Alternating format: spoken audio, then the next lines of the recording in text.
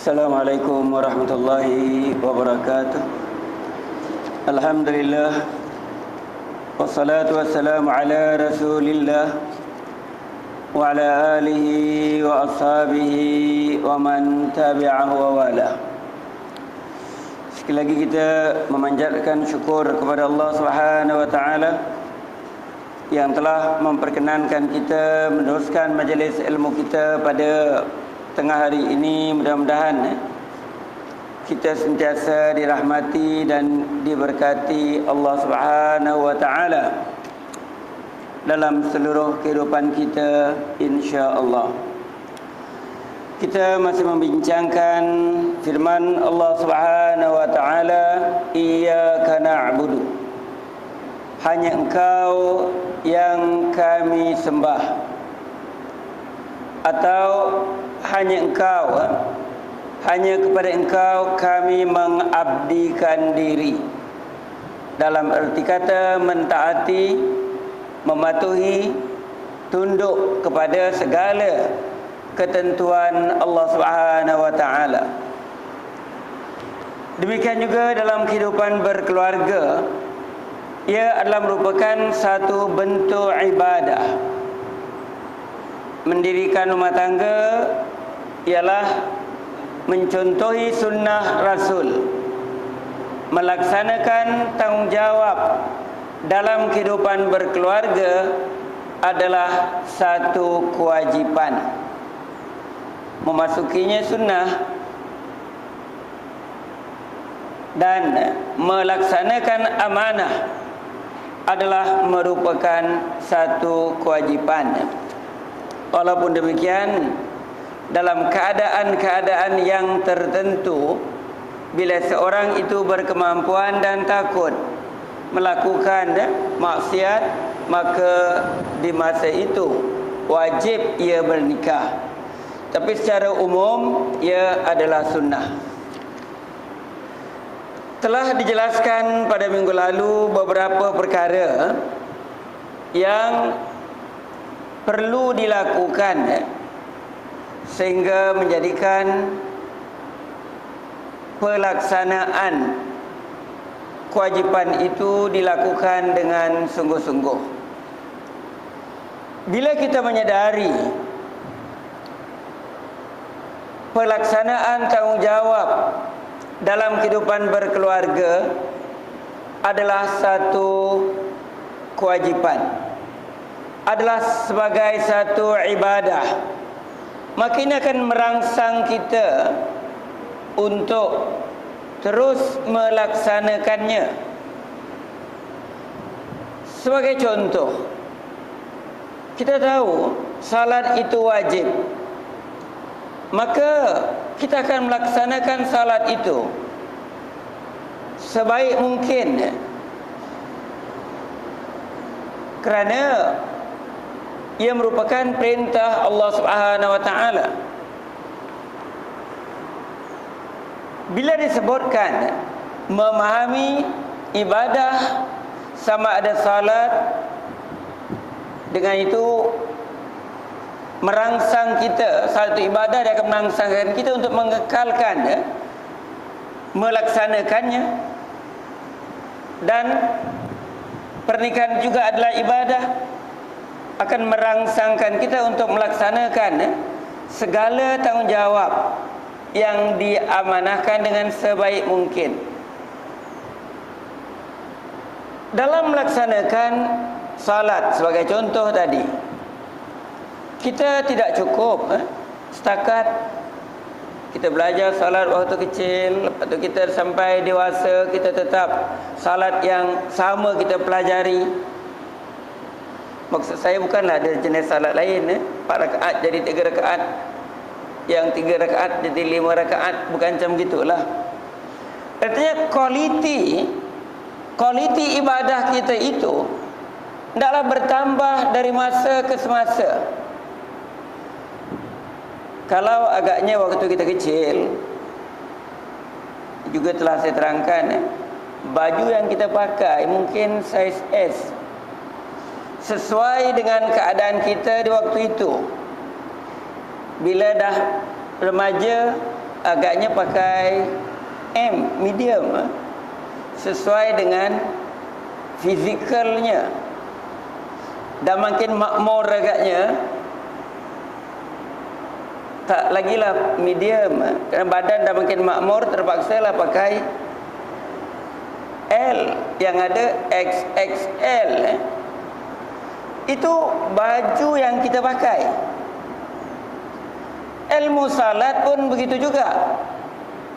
Ilmu salat pun, kalau dulu kita cuma salat dengan tidak memahami maknanya, bila kita dah meningkat, kita perlu memahami setiap kalimat yang kita baca. Itu diharapkanlah. Tapi kalau nak pakai saiz S juga, terserahlah. Kemudian bila kita makin lama dirikan salat, kita cuba menghayati salat dan menerapkan nilai-nilai dalam bacaan salat itu dalam kehidupan seharian kita. Satu saya contohkan, umpamanya dalam doa kunut, kita selalu baca antara isi doa kunut itu, falakal hamdu ala ma qadait, maka bagi engkau segala pujian di atas apa juga yang engkau telah tetapkan. Artinya, bila kita membaca sepotong ayat yang pendek, sebahagian daripada doa kunut kita, apakah kesannya dalam kehidupan kita? Adakah kita bersyukur kepada Allah di atas nikmat yang diberikan? Kadang-kadang nikmat yang diberikan rasa tak cukup aja. Dan adakah kita bersyukur kepada Allah di atas musibah yang diterima? Sedangkan nikmat dilupa untuk bersyukur kepada Allah, apatah lagi kalau dapat musibah dalam kehidupan. Ada kalau lupa untuk mensyukuri nikmat Allah, kalau lupa sama ada senang atau susah, tidak mahu bersyukur kepada Allah. Bila salat, dalam doa kunut, bacalah, tapi dia tidak akan dapat membentuk jiwa orang yang mendirikan salat. Ini kita contohkan salat. Bila gagal membentuk jiwa orang yang dirikan salat ni, matlamat kita dirikan salat seperti yang difirmankan Allah Subhanahu wa taala di dalam ayat berbunyi, a'udzubillahi minasyaitonirrajim, innas salata tanha 'anil fahsya'i wal munkar. Sungguhnya salat itu mencegah daripada melakukan kekejian dan kemungkaran.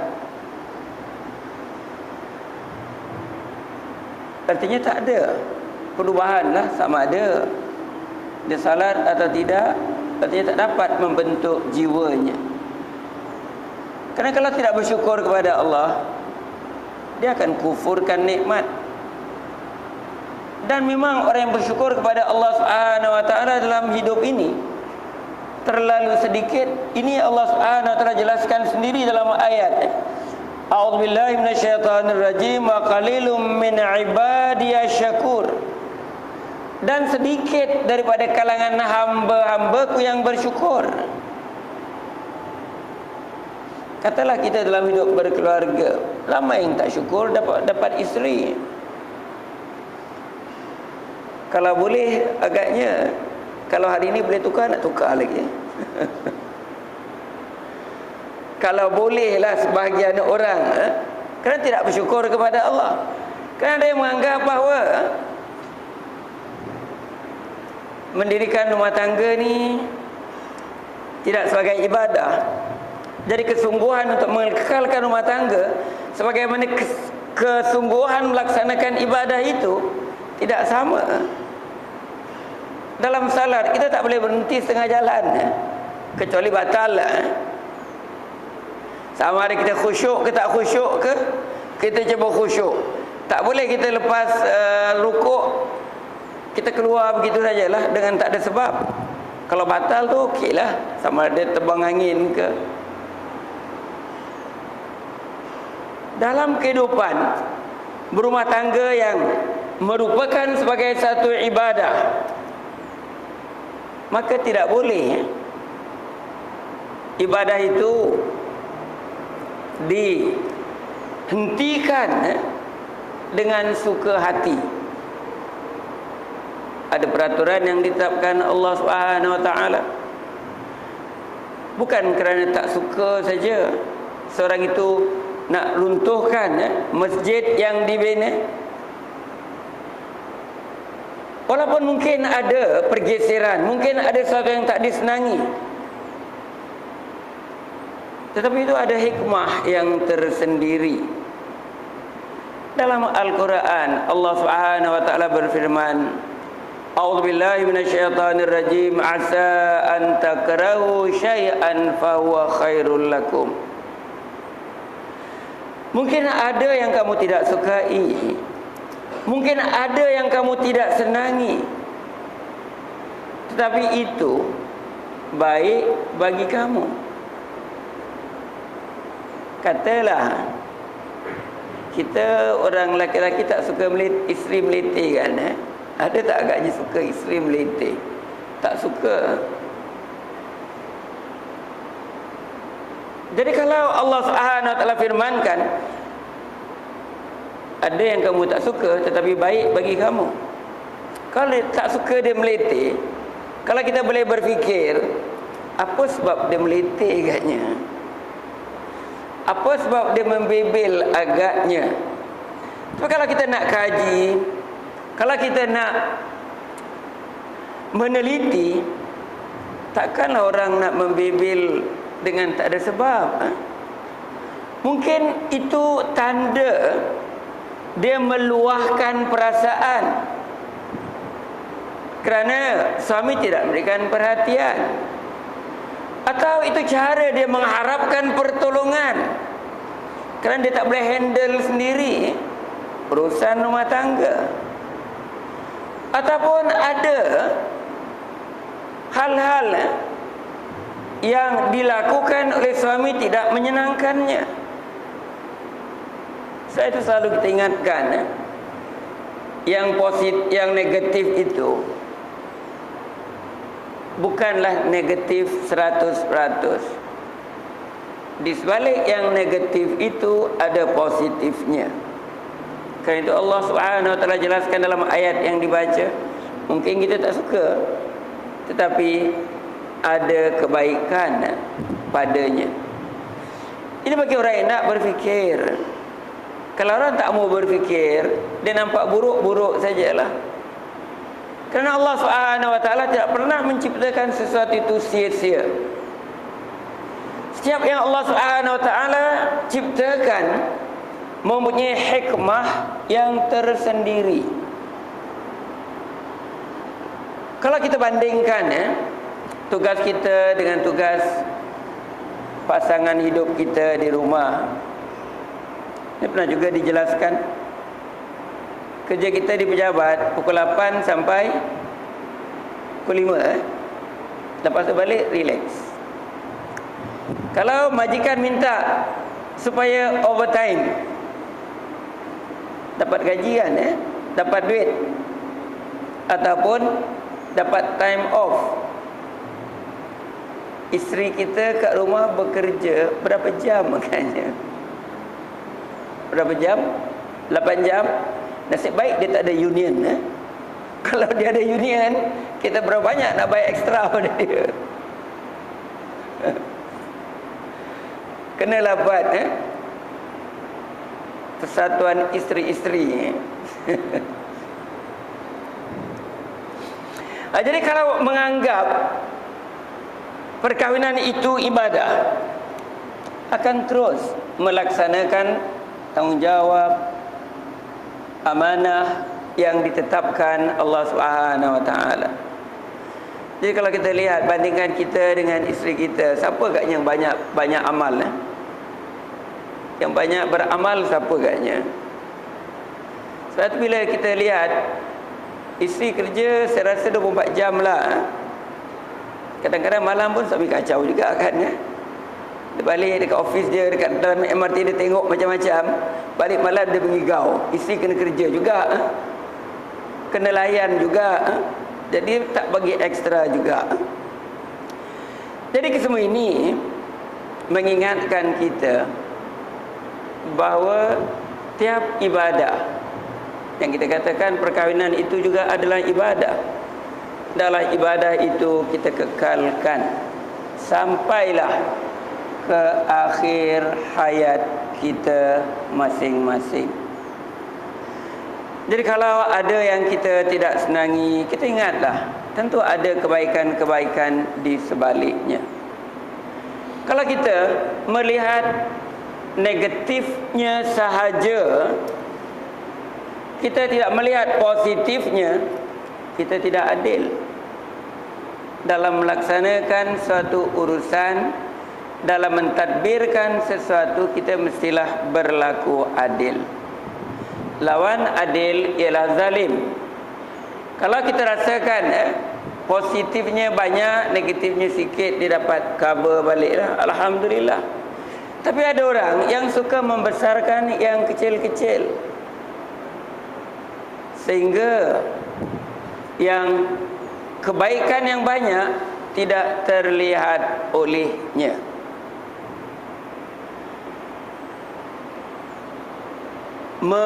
Mengingati pernikahan itu sebagai satu ibadah merangsang kita untuk terus memesrakan dan menjadikan rumah tangga itu lebih kuat dan lebih baik lagi. Dan di waktu yang sama, penghargaan adalah penting dalam kehidupan berkeluarga. Rasulullah sallallahu alaihi wasallam bersabda dalam hadisnya, "Man lam yashkurin nas lam yashkurillah." Sesiapa yang tidak berterima kasih kepada manusia, maka dia tidak bersyukur kepada Allah Subhanahu wa taala. Jadi tanda kita berterima kasih kepada pasangan hidup kita bukanlah dengan cakap terima kasih semata-mata. Nak ucapkan terima kasih pun susah agaknya kan. Lepas makan cakap terima kasih, lepas dia khidmat kita tengah malam, terima kasih darling. Terima kasih tak agaknya? Itu pun dah berat nak cakap. Orang kata lelaki ni dia tak cakap pakai mulut, dia pakai body language. Ada tak agaknya beri dia hadiah? Saya ingat suami-suami depan saya ni baik-baik lah.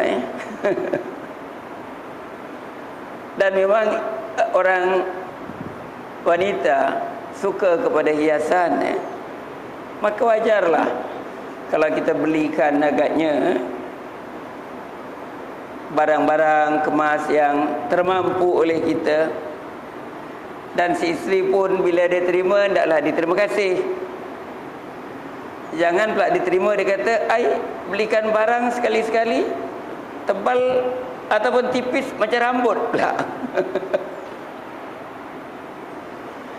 Kerana dalam kerja saya pernah jumpa satu orang lelaki lah, bila dia nak bercerai, dia minta balik barang kemas yang diberikan kepada isteri. Sepanjang hampir 15 tahun dia berumah tangga, hanya sekali lah dia belikan barang kemas. Bukan besar sangat lah, kalau jari ini besar sangat. Kemudian bila nak bercerai, dia minta balik. Saya kata, ni awak lantai ni kan awak dah beri pada isteri awak. Kata, saya kasi dia pinjam aja. Lelaki macam ini pun ada. Dia pinjam aja. Dia pinjam aja. Jadi kalau cerai tu dia tak balik lah.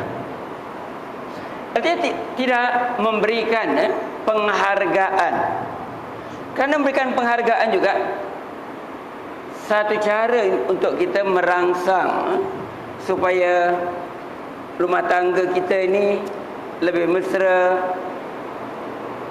ibadah dalam kehidupan berkeluarga lebih terserlah.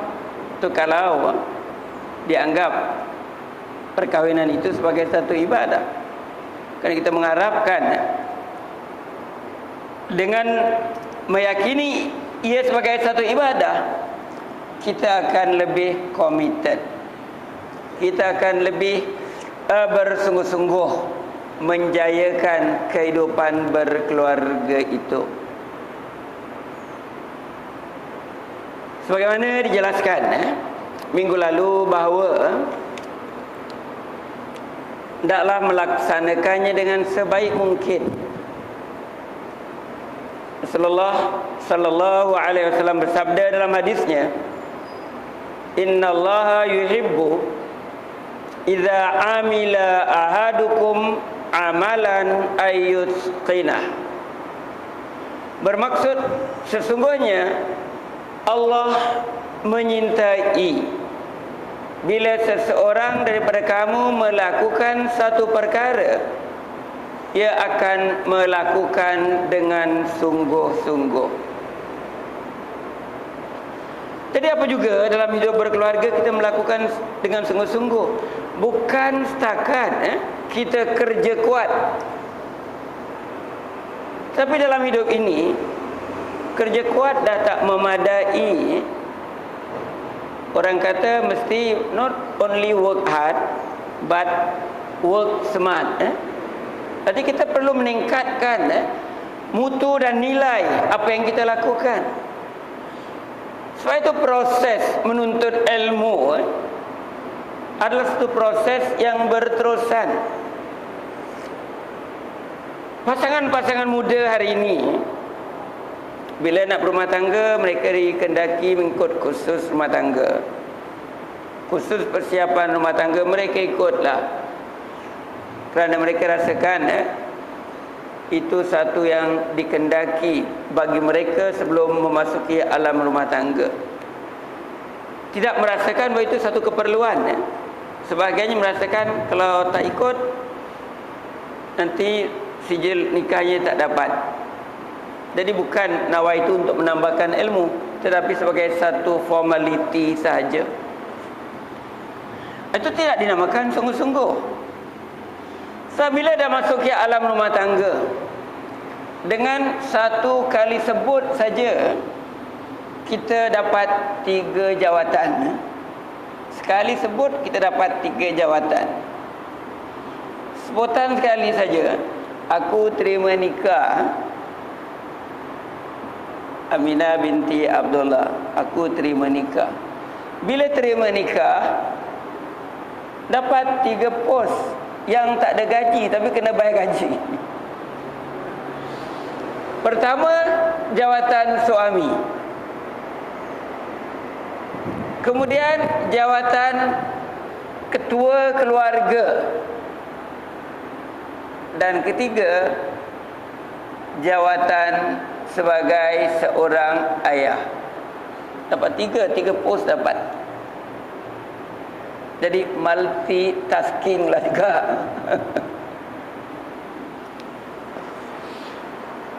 Bila disebutkan dengan sungguh-sungguh, adakah kita, masyarakat kita selalu buat upgrading?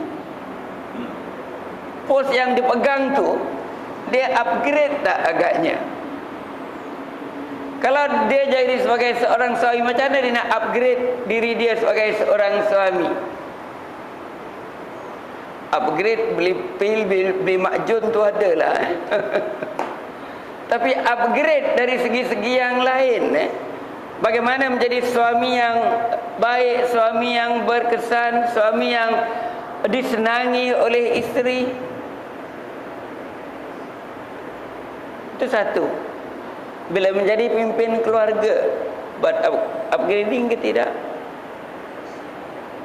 Allah Subhanahu wa taala ingatkan di dalam Al-Qur'an, A'udzubillahi minasyaitonirrajim, ya ayyuhalladzina amanu qu anfusakum wa ahlikum nar.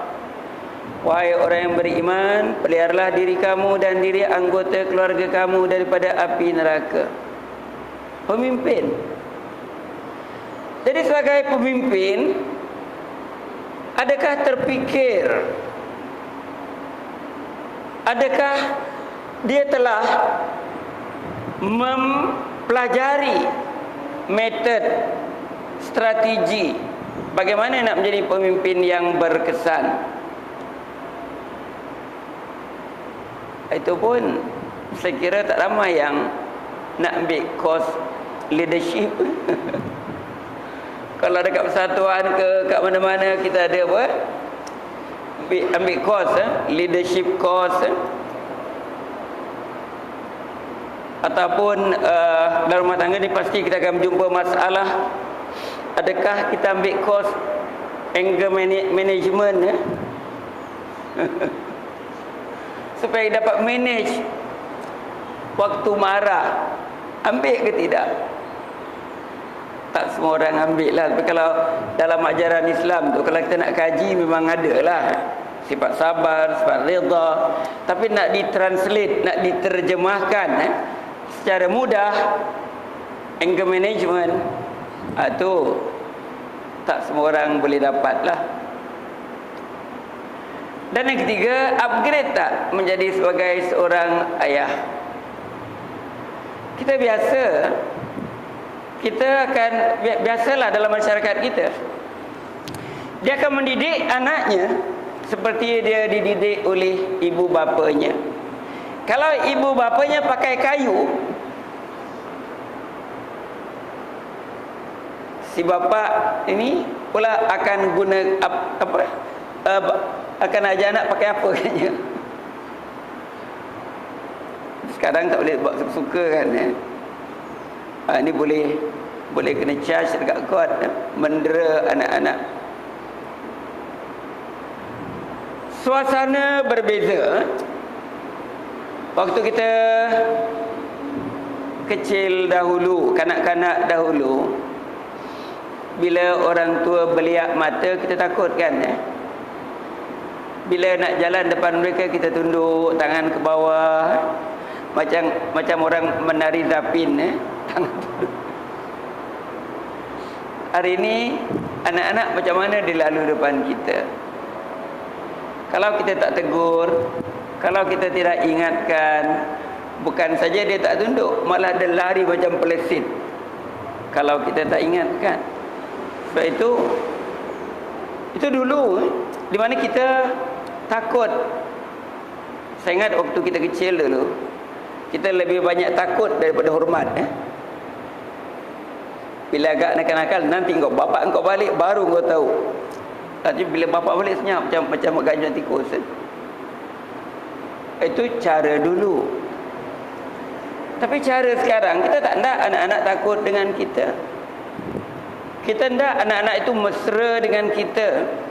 Anak-anak itu menghormati kita. Anak-anak itu akan terasa bila mereka lakukan satu kesilapan, mereka terpaksa menyesal. Dulu agaknya kita tak didedahkan dengan hadis-hadis ataupun dengan cara-cara mendidik anak-anak. Umpamanya Sayyidina Ali karramallahu wajhah menerangkan bahawa anak 7 tahun yang pertama hendaklah diberikan kemanjaan, repo, kasih dan sayang, hendaklah disebatikan hubungan dia antara parent dengan anak. Dan 7 tahun yang kedua hendaklah dididik, ditarbiahkan. Kemudian 7 tahun ketiga hendaklah anak-anak itu dijadikan sebagai teman, sebagai kawan. Kemudian selepas tu lepaskanlah mereka, tapi bukanlah lepaskan begitu saja, masih memerlukan perhatian. Jadi sebagai ayah kenalah buat upgrading. Memang orang kita ada buat upgrading lah bila anak nak ambil PSLE kan. Macam-macam kursus diadakan. Bayar 240 pun bayar. Kerana anak nak ambil PSLE, nak menjamin kejayaannya dalam PSLE. Tetapi sebagai orang yang beriman, kita hendak anak kita berjaya dalam seluruh hidupnya. Bukan setakat berjaya PSLE, O level, degree. Kita hendak mereka berjaya dalam seluruh hidup. Kerana itu, 3 jawatan yang disandang oleh kita sebagai suami, sebagai ketua keluarga, sebagai ayah, perlu kepada pendedahan baru, teori-teori baru, strategi-strategi baru yang sesuai dengan keadaan masa kini. Kita kata dah cukuplah kita ikuti kelas-kelas agama. Memang kelas agama itu nak memimpin kita, tetapi kita kena mencari di sebalik apa yang kita pelajari. Dalam ajaran ilmu fikih, bila Allah SWT memerintahkan sesuatu, bila Allah SWT melarang kita melakukan sesuatu, di sana ada yang dikatakan maqasid syar'iyah. Maqasid syar'iyah bermaksud ialah matlamat, matlamat syarak. Umpamanya Allah melarang kita meminum minuman keras. Kita kata supaya tidak mabuk. Tetapi maqasid syariahnya supaya kita menjaga akal kita. Akal kita tidak dirosakkan dengan minuman keras. Sebab orang kalau dah mabuk, akalnya akan terganggu. Sebab itu kadang-kadang polis dia jaga dekat jalan raya cari orang-orang yang minum arak kan. Kerana orang yang minum arak ni ditakuti dah tak boleh mengawal fungsi akalnya, menyebabkan kemalangan dan sebagainya. Jadi menjaga akal merupakan maqasid syariah. Jadi kalau kita dapat kaitkan, kalau kita belajar, kita dapat, dia kata ini adalah haram, ini adalah wajib, ini adalah sunnah. Dapat tak kita kaitkan sebagai pelajar agaknya? Dapat tak kita kaitkan dengan maqasid syariah itu? Yang bertujuan untuk menjaga akal ke, menjaga nyawa ke, menjaga harta ke. Kerana tidak lepas apa yang kita belajar ada kaitan dengan 5 perkara yang disebutkan maqasid syariah. Macam itu juga yang kita jelaskan dalam kehidupan berkeluarga. Bila kita digalakkan untuk bernikah dan pernikahan menjadi sebagai satu ibadah, maqasid syariahnya adalah untuk menjaga nasab, menjaga keturunan. Bukan setakat untuk dapat anak, tapi bagaimana keturunan itu dapat menjadi anak-anak yang soleh. Bagaimana keturunan itu tidak menjadi beban kepada masyarakat. Bagaimana keturunan itu boleh meneruskan kesinambungan zuriat kita dalam keadaan yang lebih baik daripada kita sendiri. Itu maqasid syariah. Ini yang kurang pada sebahagian kita, sehingga tidak merasakan ikatan pernikahan itu sebagai satu ibadah. Banyak yang kita lakukan dalam kehidupan berkeluarga, lebih banyak ganjaran yang kita dapati dari Allah, dan lebih mudah kita mencapai maqasid syariah yang diperundangkan Allah dalam hal pernikahan ini. Dan insyaAllah minggu depan kita akan sambung yang berkaitan dengan iyyaka nasta'in. Sebagai kesimpulan, jika setiap orang yang melangkah ke alam hidup berkeluarga memahami ia sebagai satu ibadah, maka ia akan melaksanakan tanggungjawab dengan sungguh-sungguh, dan dia akan committed terhadap rumah tangganya dan bersedia untuk berkorban, menjaga nasab, menjaga keturunannya, agar keturunan yang lahir daripada rumah tangga itu lebih baik dari dirinya sendiri. Inilah yang disabdakan Rasulullah, anak-anak yang soleh yang mendoakannya. Bukan setakat anak itu rajin salat, tetapi ia adalah anak yang soleh, yang tidak menjadi beban, malah dia adalah orang yang boleh mengislahkan masyarakat. Artinya anak yang boleh menyumbang. Sekian untuk kali ini, dan kalau ada apa-apa soalan atau pertanyaan, jadi kalau tak ada, kita akhiri dengan wabillahi taufik wal hidayah. Wassalamualaikum.